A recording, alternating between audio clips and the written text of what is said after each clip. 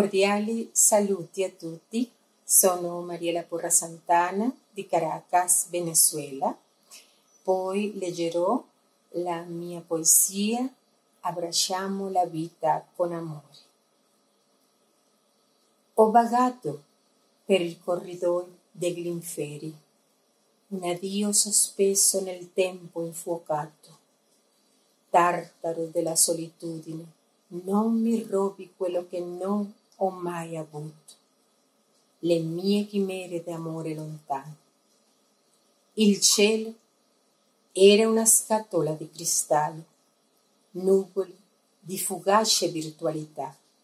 La pelle era la fusina di vulcano che bruciava in solitudine.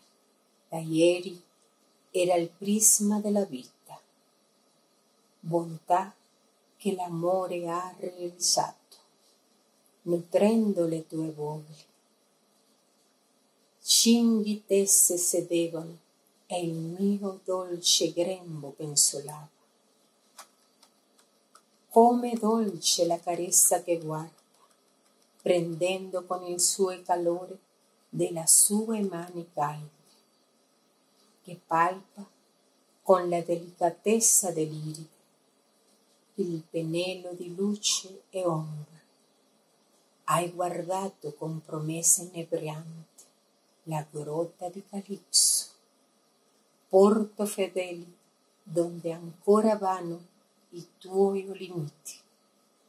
Le braccia tese all'orizzonte fugace, spazio libero, spazzolando la morte sterile.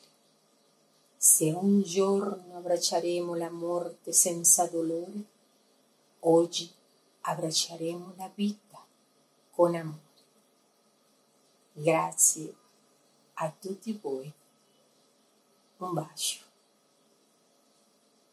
Desde Caracas, Venezuela.